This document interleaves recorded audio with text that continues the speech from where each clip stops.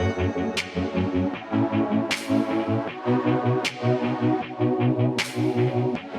everyone, and welcome. Today we're going to have a great discussion on one of the hottest topics in retail, the rise of retail media. Retailers have gone absolutely mad for ads, and there's no wonder. Retail media is a multi-billion-dollar profit-plumping opportunity with margins that can be in excess of 70%. And as part of that, the store is once again the core when it comes to driving the engagement that fuels retail media.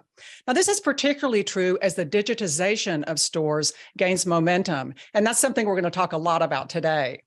So more immersive and engaging experiences are just around the corner, and the promise of dynamic content and true personalization at the shelf are no longer a pipe dream.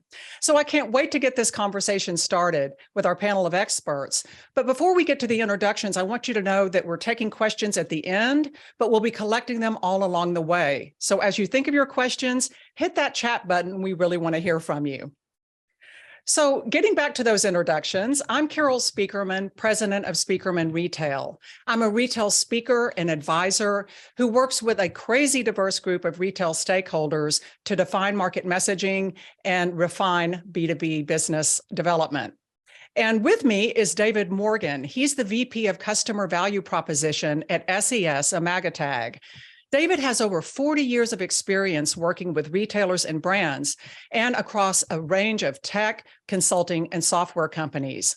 David's known for his expertise in digital transformation, customer engagement, and strategy development. So welcome, David. Thank you. Glad to be here. Yeah. And Martin Bailie is the founder of MWB Advisory Limited. He has over 30 years of experience as a food and fashion executive and board member for leading global brands like Tesco, Lidl, and Primark. And he's also a fellow Rethink retail influencer and advisor. And we also have Kalman Mezei with us. He's the store manager for Kavanaugh's Belsize Park, which is an award-winning retailer known for its enticing food-to-go options, in-store trials, and for being a true store of the community. So I want to welcome the panelists. Thank you for being with us today to share your expertise and insights. And also I want to welcome everyone who's attending. And I think a really good place to start would be to talk about this wave of new technology. And Martin, I'll turn to you for this. How do you see all of this new technology that's being unleashed shaping the way that shoppers are engaging with products and purchasing products in store? There is no doubt past or post-COVID where we had to go digital. There's no doubt on a daily basis, new technology is coming and is shaping and reshaping. Examples would be the shelf edge label and the displays that we're going to hear a lot about with SES-imagotag, which I'm very excited about. Other things like mobile apps that allow customers to scan labels, compare prices, access product information live in store. We have AR, we have VR, which is enhancing the in-store experience. I can see a product physically and digitally in my store and also in my home. And then you've also got the likes of trying on virtual clothing, which is quite exciting. And I experienced it actually in the WOW concept store in Madrid. Additionally, you've got the obvious, the Amazon Go walkout technology, where we're now going past the mobile app and using that as a payment rather than actually checkouts of the future. And the important thing is, I would say technology is improving in-store experience. Still a long way to go without a shadow of a doubt. We need more immersive experience. We definitely need to be more convenient.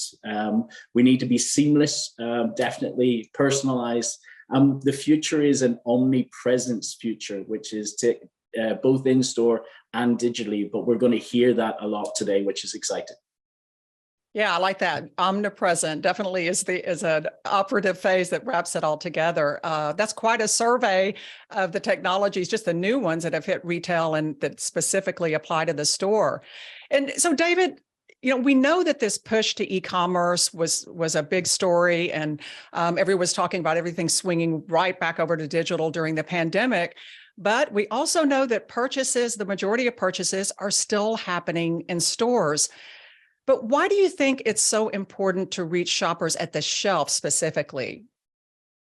Yeah, Carol. So, I mean, first of all, I would say from our perspective, we're better than to engage the shoppers at the shelf while they're in their shopping trip, making their decisions. We know as well as this huge percentage still of people shopping in physical stores, that a lot of their decisions can be made and are made at the shelf. And quite often, particularly if you look in perhaps a grocery environment, we know that shoppers often end up in almost an autopilot mode. And there are things that they're not spotting that could be very advantageous to them, things that both the retailers and the brands want them to take note of. And so we need approaches and technologies that disrupt that, get people to stop, engage, and actually learn about what may be important to them and the store and the brands want to put in front of them. You know, we know that this works. We believe that, and I think Martin kind of alluded to this, that shoppers don't think in channels. They think about their experience. And I think what they've learned of the positive things they get online, they'd like to have a similar experience of those positive things when they go into a physical store. And it's actually disappointing if they don't. And I would say that what we've done already, we've seen really strong case studies and examples of where this really does work. And it works across multiple categories. I was asked by a leading brand the other day, you know, does this work in lots of different categories? And we were able to show that it does. And I think if you do this right, if you can really monetize the foot traffic, provide a really strong return on whatever's being spent on advertising, people will want to do this more and more. It'll unlock brand budgets for those retailers that are doing this. So there is opportunity to grow that investment. We've seen uplifts of sales from anything from 30% and in some cases as high as 300. And obviously we look at the category, make sure we're not damaging the category, that we're growing that. But if you think about, if we get a percentage of shoppers, one extra item in the basket, what that's actually worth to everybody. Wow, what an opportunity, all the upside potential there. And, you know, Kalman, I'll turn to you now because I know that you're in the trenches every day seeing this live and, you know, working with a lot of these solutions. And what is working in your opinion? What are some of the things that you're seeing that are working that maybe in the past weren't even on the table? Well, for us, you know, our store is a digital store in a sense that we have digital labeling, we have video rails. There's a lot of technology being used in store, but what works for us most is the video rails, is the movement. It's that it's very eye-catching. And any areas where we have introduced video rails, we have seen such a significant uplift. And, you know, customers love the experience because there's a brand recognition as well. You know, we're promoting brands that are well known and people from a distance can see that that product is there. You don't need to get as close to the shelves just to be attracted by the product. So that works for us really, really well. Interesting. Well, and that's quite a task too, I can imagine, actually fitting videos on a rail and just deciding what kind of content is appropriate for that medium. Well, we've been trying a couple of things and we've learned over the number of months what are the offers that are, you know, working better than others. And we always utilize the digital screens in areas where we think that they will work. And, you know, sometimes we mix things up a bit and move them around because otherwise they become static. And that's not what we want. Yeah. Great point. Well, one thing that I think can get overlooked in all this excitement about retail media and the opportunity is the impact that it has on collaboration and traditional collaborative models, particularly between retailers and brands. And I think, you know, so many of these relationships are changing as retailers or agencies find themselves competing with retailers, as retailers are competing with one another now for ad spend. So, Martin, what are your thoughts on these perhaps new collaborative models that will need to be in place as retail media accelerates, and particularly as we talk about these renewed collaborations with the in-store environment? Yeah, Carol, as you said, traditionally retailers have relied on brands to advertise their products in store and then in traditional media like print, for example. Obviously, today, the new retail media networks where retailers can actually monetize their own media, so websites, mobile, in-store, and advertise space from a brand point of view. Now, that shift in itself does talk about collaboration a lot more, and I'll give maybe live examples in a second. But from a advantage point, the retailers now have the ability to offer brands a targeted advertising opportunity based on the customer data, their own customer data, as well as their own shopping behaviors. And that's quite an exciting part of the internal data, the retailer data. And brands in turn are able to reach the target audience a lot quicker, which is important for them, more effectively. And probably for the first time, they can truly measure the impact of their advertising campaign, where before there was loads of data, but they couldn't put it together. This actually makes that a lot more simpler. So the collaboration is a no-brainer without a shadow of a doubt. And look, if you think about it, retail media was really only born by Amazon.com as the advertising business in 2012. And if you think about the size of it, in the last 12 months, it's grown by 42% year on year globally. And it reckons they'll be forecasted by 65% by 2027. So kind of putting it into numbers just to frighten everybody or excite everybody, probably more importantly, is in 2021 by Statistica, the global retail media spend was $98 billion globally. And they reckon it's 168 by 2027, okay? And that looks and sounds very spicy, of course, I appreciate that. But just to bring a bit of reality to the data, actually Amazon itself in 2021 was 31.2 billion in spend. So actually that 168 billion seems very realistic by 2027. And if you think about even today's news, where actually in the UK, we have Tesco's and Pinterest that's now got a collaboration. Tesco's being the largest retailer in the UK, and Pinterest being the largest digital community with 17 million on a monthly subscribers, with 1 in 3 mothers actually on that on a monthly basis. It's a no-brainer in terms of collaboration. But you've got some really big players like Amazon, Walmart Connect, Target, Rundell, Carrefour, Link, Tesco Media, as I mentioned, Zolanda Media Solutions. You've got a lot of big players that are doing it in-house, but collaboration for this medium to small is a non-negotiable. Speed to market, speed to access, and speed to that 168 billion revenue. So it is definitely the largest growing organic value creation for a retailer today. So exciting times without a shadow of a doubt. Yeah, lots of great statistics there on the size of the prize. And, you know, I think you made such a good point too. You know, of course, a lot of retailers are building these capabilities in-house, or they leaned into partnership and now they're bringing them in-house. But even so, you may not see a press release on it, but they're still leaning into those partnerships. And, you know, I don't know of any retailer that's truly going it completely alone when it comes to retail media. Yeah. So yeah, thank you for sharing those insights on collaboration. And you also were talking about, you know, the data piece of it. And, you know, back in the day, there was a phrase, not everything that matters can be measured. And I was guilty of using it myself, you know, when talking about so many things just even a few years ago that you could not quantify. And, you know, so you would have to justify a lot of shopper marketing initiatives some other way and say, hey, just trust us, it'll work out. You know, things are cranking.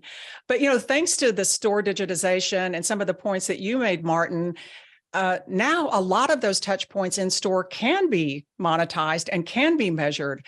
So David, what kind of progress are you seeing in that regard when it comes to this ability to finally analyze and monetize not just digital activity, but a lot of the activity that's happening in stores? Yeah, it's a great point. And this is a really key part of what SES is doing with our Engage solution set and our strategy. We're taking a very holistic approach to this because fundamentally measurement is key. And, you know, I've come across many projects where people put something in that seemed like it would be good, and the only conclusion they can draw at the end is, hey, that was nice. And unfortunately, hey, that was nice doesn't drive any ROI decisions and investment. So measuring is really important. So for example, what we typically do is we will measure the lead in to a campaign, what's happening during that campaign, what happens afterwards. We'll compare it with previous years. We'll look at the category as a whole. And we do that with using the trading data, inventory data, and other data that we create, which I'll come on to in a moment. And we have a solution called Pulse. We have another called Memory, which are able to pull in that data, and they integrate very well with all of the touch points in the store. But in addition to that, and in terms of creating this extra data, for a brand, for example, from a collaboration point of view, the store becomes a black box. They don't know what's going on in the store. They don't know whether Traditionally, what they've deployed is there and running, the shelves stocked up. So in addition, and we have these running with Kalman, for example, we actually deploy Captana cameras opposite the rails. So we're able not only to use them for monitoring shelf availability and so on in real time, but also what we call proof of play. So being able to stitch together the images we have of the shelf and play that back for the executive, for the brand partners to say, look, this is what happened over the last month.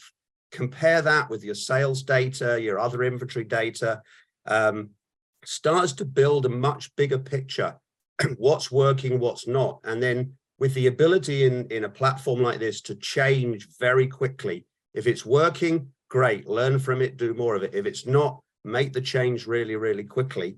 What we're able to do is to drop price tickets onto the video rails because we know that that's important to customers to see that price. And we've also been working on a range of sensors which go with the rails so that we can track as well dwell, direction people are coming from, their reach and so on. So you can only imagine then as you start to push this data together with all of the other information, you're starting to build a real true 360 picture of what's happening with the agility to do something about it. And I think that's really the other key thing is both the brands, the retailers and any other partners involved, they want to know that if they find an insight, they can actually do something about it really quickly and really efficiently and not have to run around trying to print bits of paper and chuck cardboard and plastic into the store, half of which, as we know, can end up in the car park in the rain because we kind of missed the window. So, you know, there's a lot to go after still, but the tools are coming together to make this really possible. Well, that's exciting. And a couple of things that you said really jumped out at me because it sounds like these solutions, we talk so much about monetizing the data and the opportunities for retailers and brands. I think the dynamic piece of it is super exciting, you know, to be able to change things on the fly based on what you're collecting. But it also obviously provides a lot of benefits to employees, I would think, because it would seem to make things a lot easier and allow them to focus on other tasks when you have, you're driving greater efficiency in that way. Is that true? Yeah, I mean, let's face it, the worst job in a store is changing tickets at the shelf, paper tickets. You add to that they've now got to put the promotions out and there's all this collateral that's come in and they don't quite know where it goes. And I've got to do all my price ups first, otherwise I might not be legal and I'm running out of time. And nobody wants to do that. So we do see a real positive impact on retail as well and on the staff to make their lives more interesting, better. You go into Kalman's store and every single person in that store is smiling. They're engaged. I'm not just saying that, Kalman, because you're on the call. They're positive. They'll talk very positively about what they do in the store. So yeah, it's not just about efficiency. It's about making the employees' jobs better, more enjoyable. And Carol, just to quickly jump in, I've also been to the store numerous times, and I completely agree with the comment from David. It is a great store for a lot of great reasons that we're talking about, but the people in particular. Well, let's hear it from the source. Kalman, yeah. Tell us about your experience with all that these gentlemen have been talking about. And, you know, again, you're in the trenches seeing it every day. How does it benefit? How do your employees engage with these solutions? And how do you see it benefiting your customers? Look, on the store level, what we see is a huge reduction in hours that we spend on ticketing, for example. You know, the guys already touched on it, but it's actually very significant. You know, we do change our promotions every few weeks, and I used to have a number of people working on it for 3 days in a row, going around with tiny paper tickets, and now it's a touch of a button.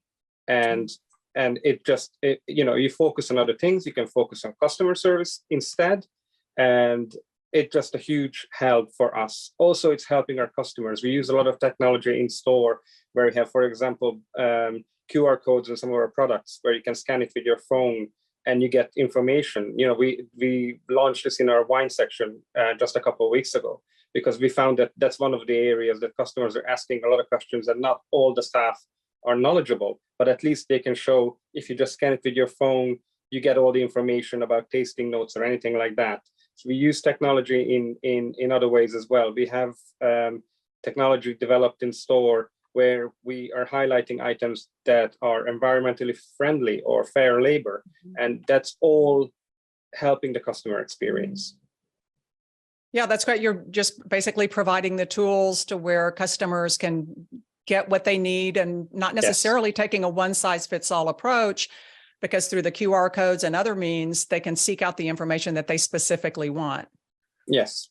And we have a lot of customers with very specific needs, and the staff, as knowledgeable as they are, a lot of the times they don't know all the aspects of it. So we're working with them through the ticketing. For example, if someone is looking for a halal meal, a kosher meal, gluten-free, we can highlight those on the ticketing, and it's much easier for customers to navigate the store and find the specific items that they're looking for. Well, does any of the data that you're collecting from that and from some of these special situations, is that impacting the products that you're ordering and inventory, and does it trickle all the way down? Yes, 100%. So we use an AI called Pulse in conjunction with all the cameras and the ticketing and everything like that, which is suggesting to us, what are the items that customers are looking for? What are the items that constantly selling out and not being replenished fast enough? So we are more reactive. Before, it would take you a couple of weeks to pick up on something that's being sold out. Now I know within a day or two that this item comes in, goes, and there's a gap, and that's the last thing we want in our store. We want to be fully available for our customers, and all this technology is helping us to achieve that. Awesome. Wow. Just multifaceted benefits all the way around. Well, we've been talking about all of these new options that are so exciting and that will drive retail media and shopper engagement going forward. But let's do a roundtable on what's next, or where you see all of this going next. Martin, what do you think? What's next on the horizon? Retail media is going to be shaped definitely by the trends of increased personalization. So I think it was mentioned earlier on, how do we get a personalized journey? How do we get personalized recommendations? How do they know it's targeted to Martin Bailie? What is the in-store displays that are specific to what I'm looking for? And there's a lot of AI that can be included in that, but that's going to shape retail media. Integration of technology is a no-brainer with AR and VR. That will continue to grow and extend in that immersive retail. And I think that's very exciting, if I could be honest with you, especially for the relevance of the omnipresent store. That's the key point. Kalman perfectly teed me up nicely. Without a shadow of a doubt, sustainability. The new generations are going to want and expect and make their decisions based on your ESG. If you can highlight that, communicate that, it's going to be a massive plus in terms of that brand affinity and that love between the consumer and the love between the brand. And the integration on online and offline, I can't express it enough. I know it's 70%, 30%, it's actually 100%. And that's the important part. How do we capture the journey for me on a high street, sat at home, in my garden, walking to store, walking in store, walking out of store? And that's the very exciting part. And that's going to shape retail media. So exciting times for retail without a shadow of a doubt. Yeah, that was a great job of articulating the overarching opportunity, definitely. So, David, what do you think? What's next? Well, I think there's an awful lot that can come next from what we're only learning right now. And I'd say, three of the big things are content, and content. And, what we're finding in every discussion we're having, nobody really has all the answers. Now we're getting some great advice from real experts in the field. And we're seeing and testing and learning. And what we're seeing is people really starting to understand, I can at very low risk go and try something. And if it isn't working, I can change it. I've got that agility. And really we're aiming at what we call a more benefit, less effort approach. Is the more we can make this easy to do, people can focus their time on understanding what it is. And Martin was saying, for example, about the upcoming, Gen Z or Gen Z, however you choose to pronounce it. We know that ethical alignment is incredibly important. And that's why we've started to do the things we have with the sustainability badges and so on. And we're measuring which ones really resonate with people. What do they understand and so on. We have facilities that we're bringing out again, which I think people are they're in the platform now. People are only just starting to think about how they use them. Playlists, for example. Why wouldn't you create a playlist of different bits of content that actually run one after the other? So that touch point doesn't have to be dedicated to one message. Why wouldn't you use scheduling capabilities that says, you know what, I know the profile of what's going on in my store in the morning trade is fundamentally different to lunchtime, to the evening, or people coming into the consumer electronics store browsing on a weekend, whereas maybe they were rushing in during the week to get a cable for something they were trying to do at work. And having that ability to start to set these things up so you're not constantly having to, you know, do it manually. Oh, let's send this, let's send that. And I think a lot of this will come from seeing what the different things we try. I agree with Martin entirely on all of these other things that we can do to really personalize, make it more exciting. Again, this is still about how you deliver that content. So, you know, we could deliver some great AR or VR experiences, but it's got to be the right stuff that appeals to people in the right time. And we've got to remember as well, we don't want to frighten off our more traditional customers that perhaps, you know, don't want to walk in somewhere that feels a bit like they've arrived in the Las Vegas casino and walk straight back out again. I would say as well that there is still a huge opportunity around new product introduction. I mean, we all know that probably 8 out of 10 fail.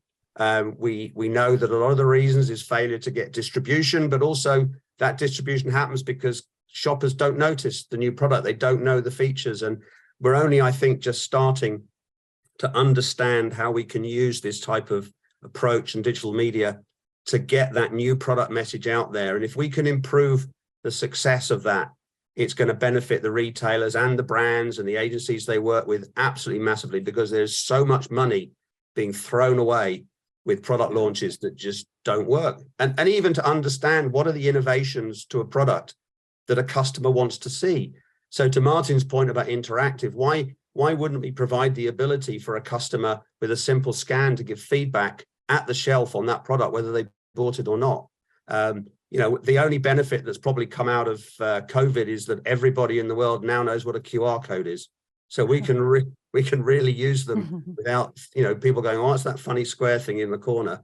I think it's a great way to achieve the personalization as well. I mean, the advantage online is you've got limitless space to display and do things. In a store, you've only got one set of space. So we need cleverer techniques to make that shelf space feel bigger and personalized. And I think we'll see techniques probably haven't even thought of yet that will come along to drive that personalization. And the great thing about what we do is we're providing a platform that's future-proof, so we can plug these things in as they come along. It's not about reinvesting in all of that infrastructure. So we're thinking that all the time. How do we make this future-proof so that our clients can take advantage of these clever ideas that come along whenever they arrive?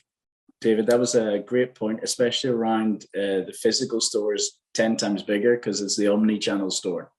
So that point around in-store displays, they can actually promote online only because there's lack of space or the store's not big enough. A brilliant idea. And I think most commercial managers now want your number because you've bigged up the product launch success. Well done. Yeah, Martin, you make a really good point about that optimization piece. And also, too, it jumped out to me, you know, content is king. And that was great that David called that out. But also thinking about how content, you know, I loved your point about sustainability, for example.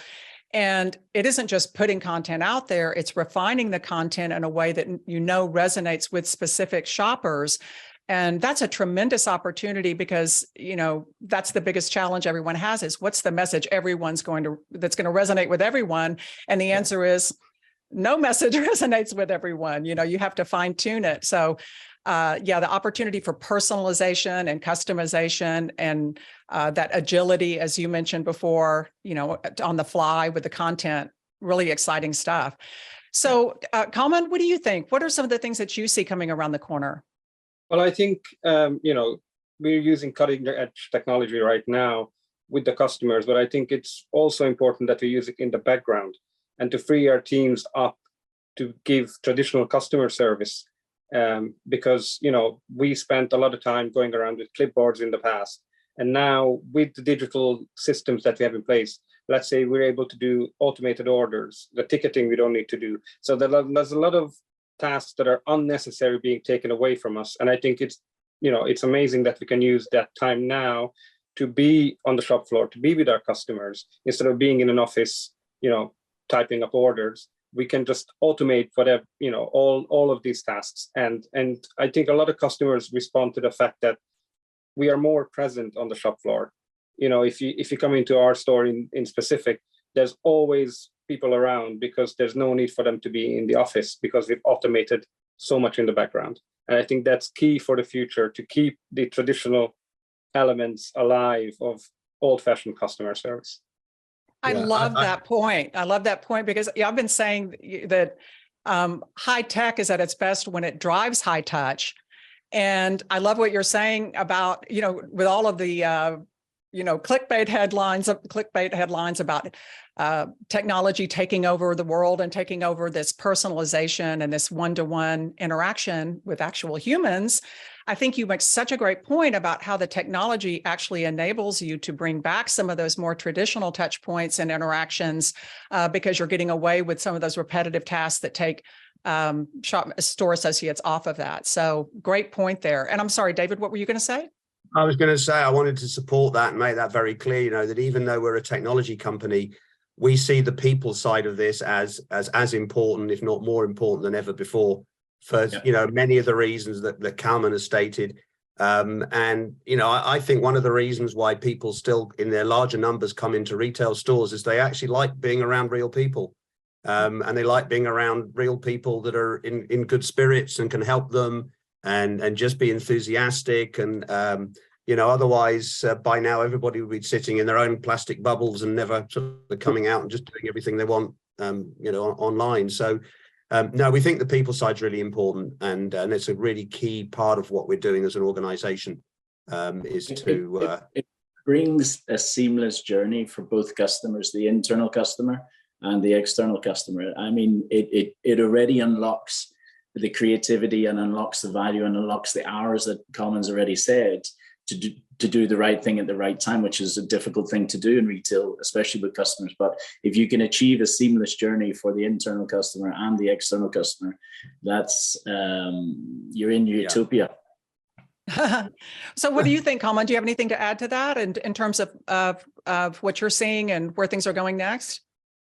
Well, I just think that the future is bright. It's definitely more technology focused for the customers and for us as well. But we just need to keep in mind that not everyone is on the same level of technology as we are. And a lot of times, think that something is blatantly obvious to you, but for other customers, it is not. So we just need to keep in mind that just because we're technological ourselves, it doesn't mean that everybody is. And I think that sometimes we need a reminder for that. Great reminder. Well, I'll throw in a couple of forecasts sort of on the macro in terms of retail media.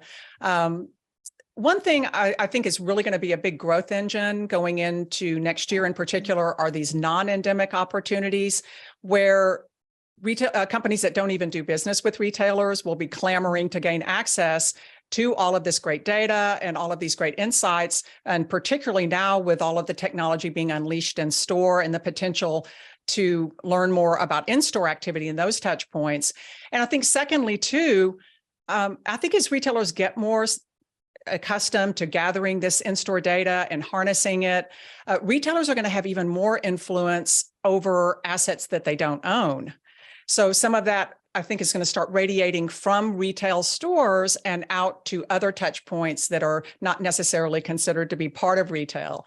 So either way, I think, combined, both of these are going to drive, when you talk about some of the numbers that Martin was sharing in terms of where they are now and what they're projected to be, I think, we may be very pleasantly surprised by how big those grow when you look at how much bigger the ecosystem is getting from retail media and then how it will radiate out to other touch points and other media.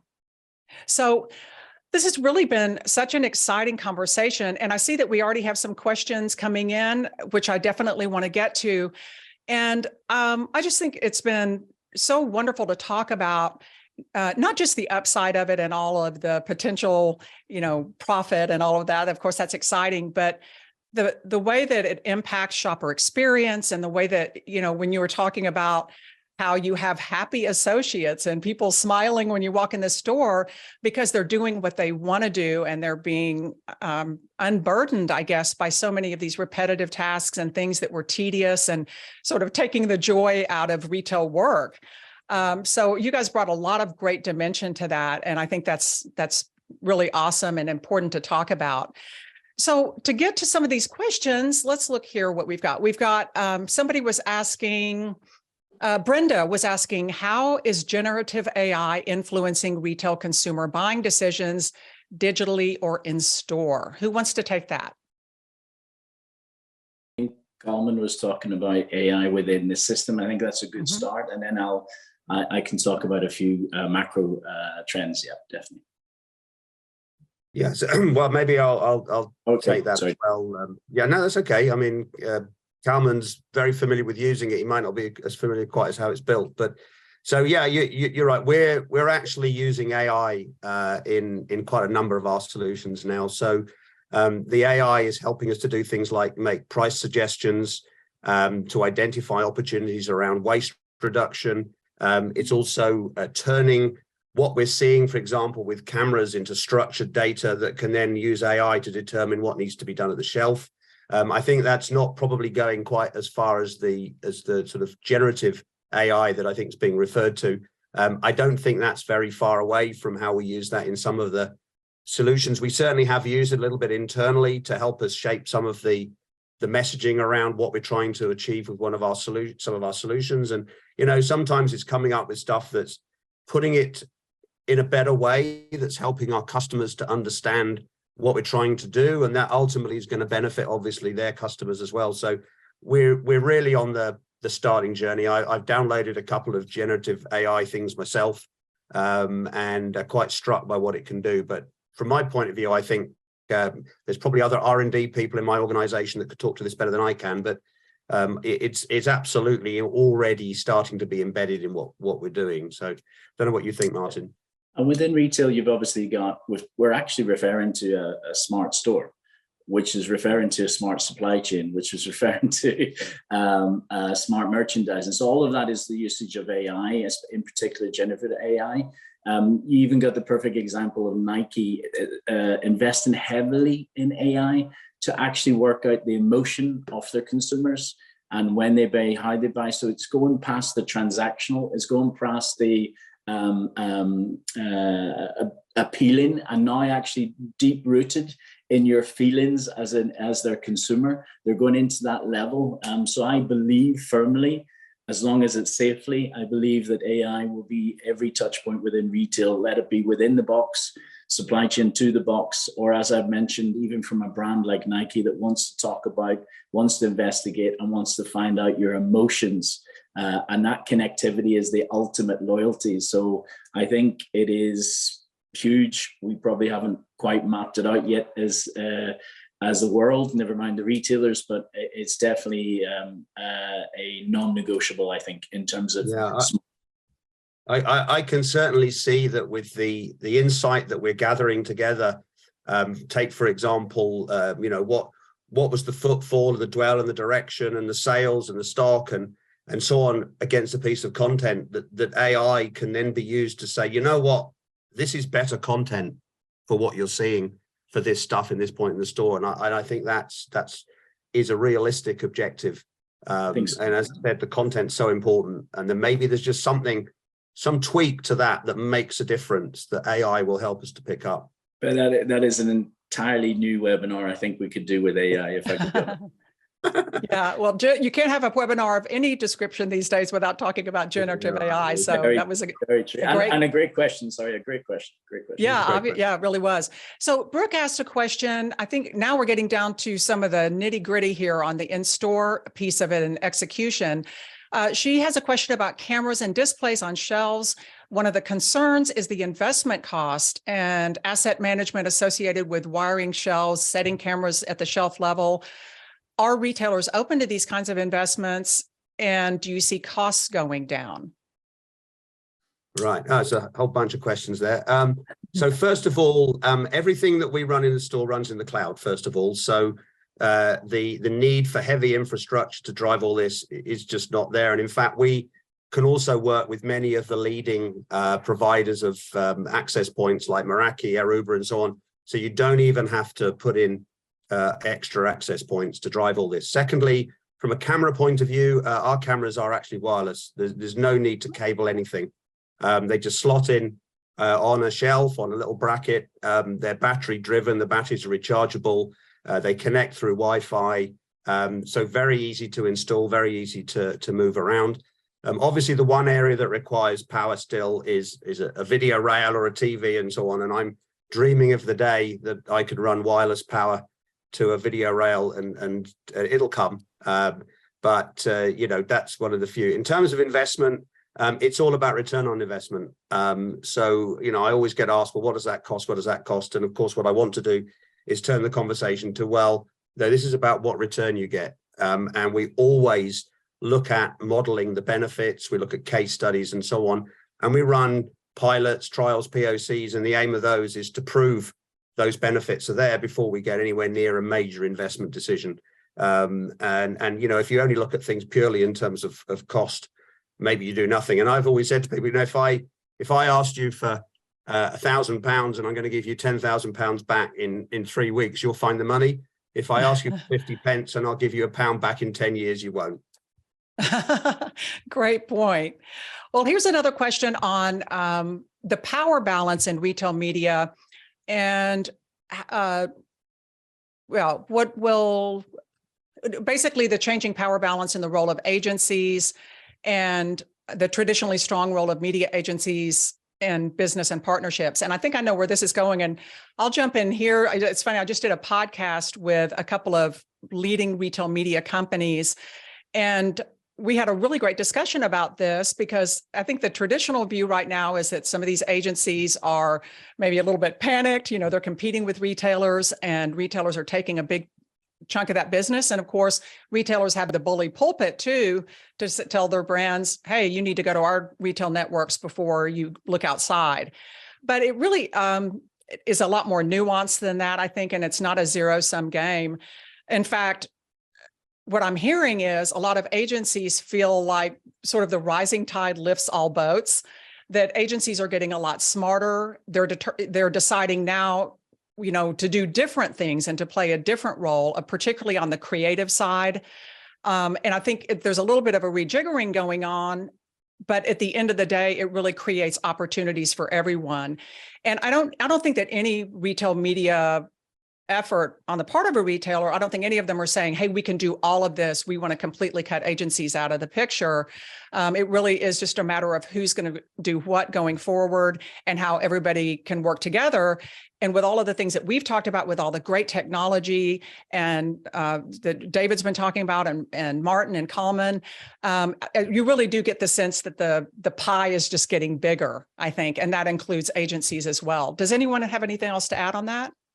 No, it's a valid point. Absolutely. The world changed. We've all changed. They will change, and they'll get smarter. No different to anything else. So I'm confident it'll balance out. I understand the angst perhaps, but it's just a new thing. Change is obvious. And these guys have changed a lot. If you think of that industry during COVID, it's just a further evolution rather than revolution. Yeah. Yep. An old boss of mine once said, he presented this in front of a room of business leaders: there are two types of business or companies in the world, those that change and those that die. And I think it's entirely up to them if they want to move with the way this is going. One of the interesting wrinkles I see here is talking to people that have very large print budgets, getting frightened about losing their very big print budgets, rather than saying, why don't you try and redeploy that in a much more effective way with the trend of what's actually happening. So the opportunity's there for them if they want to play, 100%. I think. 100%. And going to a little bit more of a technical piece here, talking about the data aspect. What are your thoughts about monetization with CPGs? Do you see clean rooms as a solution for first-party data sharing between retailers and CPGs in order to enrich and monetize data? Who wants to take that? Answer is yes. Again, the announcement with Tesco's and Pinterest actually is highly documented there. So the answer is yes. It's probably the easiest way of saying it. David, do you have anything to add there? Yeah, well, I mean, yeah, no discrimination. The data is and the data that can be turned into insight is so valuable. And I think, one of the points I was trying to make earlier is there are budgets and there are opportunities to be unlocked by actually getting better insight. And the more you can combine that, I think, across not just within your own environment and your own business, but what's going on outside, all that's possible. And it isn't just a 1 + 1 = 2. It's a 1 + 1 = 3 plus another 1 = 5, and so on.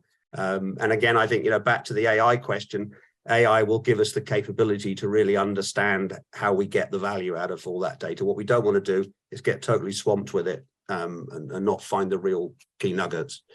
Okay, and I want to acknowledge that question was actually from Ilan. I hope I pronounced that correctly. That we have a question. Let's close with this question. Take one more from Zornitsa from LinkedIn. Where do you see the role of clienteling in the personalization of retail? Anyone? No, I was waiting for Martin on that one because he's that's in his expertise, I think. I would just clienteling is customer service in America. Am I right? Yeah. Take it. I'm sure you can take it that way. Yeah. Okay. I think it's got with an element of personalization. I think, Martin, that people that recognize you when you come in and deal with you as an individual, knowing what you're interested in, and that kind of. I take the question anyway. It's that ability to be seamless at the same time. So the example I would give you is in the future, maybe 2023 or 2030, 35 maybe, when they already know that you're coming into the store from your car park because you've got your mobile phone on you. They already know that perhaps you've already got 42 items in order that they're picking now in the back of the store. They already know it's your son's birthday at the bakery, and therefore will see you browsing in the bakery section. We'll actually say happy birthday to your son if they're. Otherwise, are you looking for a birthday cake? Do you want to order it right now? And they already know at the fruit and veg, if you're dwelling, for example, maybe longer than usual, looking at promotions, at that point, it will trigger a customer assistant to come up and say, are you okay? Rather than just hounding you for no reason because you walked in the door. So all of these things will play into that seamless journey of the internal customer supporting the external customer as in the actual customer. So I think customer service, Kalman had made a perfect example. It has to be still top of priority. I've just given you a future outlook where I think it will get to that hyper personalization where it's a soft touch, but the soft touch is what you want. And if it is you're dwelling a lot and you're looking lost, people will make sure that they support you. But everything will trigger when you're in the store. So when you walk out of the store, you've already got your 42 items that are pre-packed, which is your milk and your cheese. You've picked up your birthday cake. You've got yourself a coffee. You've walked out as frictionless with your 13 items and your 42 pre-packed items. You go back into your car and away you go. From smart home to smart store, the customization of the brand will be seamless, and that's the key point. Wow, what a great way to wrap it up in terms of the potential there. David, did you have something to say? Yeah, I just want to add one small practical thing there, which is because that's all fantastic, but I think as we do this, we need to have what I would call a "don't bug me now" feature, because there are occasions when you just don't want to. I'll give you a good example: rushing into a convenience store at 9:30 or 10 o'clock at night. Because I've got no milk and I've got no toothpaste, so I can't start my day tomorrow. I don't want to be bugged. I want to get in, get my 2 items, get out. But on other occasions, when I'm more engaged or I'm in an electronics, yeah, absolutely fine. Yeah, but I think let's just be sensitive to what people, how they want to be engaged at any particular time, because individuals will have different needs at different times. Yeah. Then I think really great. Yeah, that's a perfect way to sum it up, because I think really the whole conversation, if it distills down to one big point, it's meeting customers where they are and having wonderful tools to be able to do that. So with that, we'll wrap things up. And to learn more about where retail media is going next and the latest in store shopper engagement, see the QR code on the screen there, hit that, and you'll have some really great information about some of the solutions that are on the way and the ones that are working now, and a lot of the things that we've been talking about today and how they're actually being put into action. And if you want to reach out to any of the panelists, the information for their LinkedIn profiles is on the screen, so make sure to do that. I know everyone would love to hear from you. Also, too, if you have any additional questions or questions that we didn't get to, we'll do our best to take care of those offline, so we won't leave you hanging.